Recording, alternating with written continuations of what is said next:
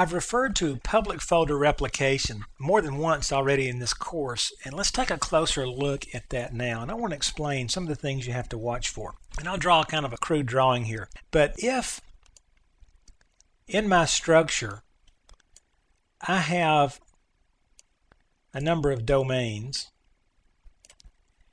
and I have an Exchange server here that has a public folder store, and we put a public folder on there. Then we have users down in a different domain who are trying to hit these public folders. Well, every time, now they can see it on their client machine in Outlook, but every time they try to look at the contents or use this public folder, they are reaching across the network to pull that content back to their location.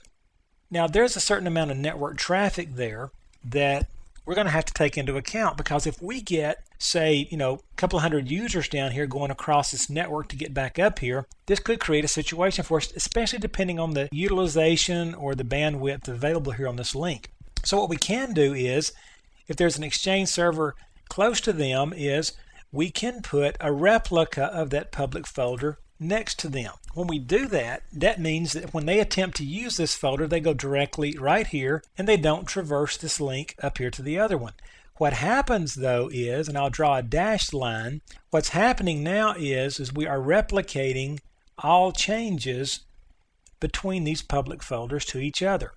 Also understand that once we put a replica of a folder out here, this is not a master-slave situation. These are both equals. There's multi-master replication here. I can make changes here, or I can make changes here, and those changes are accepted as if that's the master and then replicated to the other folder. Let's talk about some of the issues here. A replica is a separate, identical instance of a folder.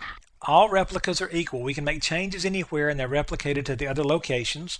And I've already mentioned this is multi-master replication. Now, I can easily create or delete a replica at any time. It's not a problem.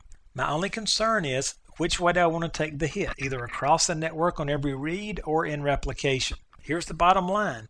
You want to plan and monitor these things and think them through. Okay, make sure you've got somebody paying attention to your public folder structure and the network utilization on it. You can monitor public folder replication. If you right-click on the folder and go to Properties, there's a Replication tab out there that you can get some information on to see what's going on with the replication between all your different replicas. This is just a brief intro, but I wanted you to see what the concern is concerning your network and public folders. And again, public folders are great.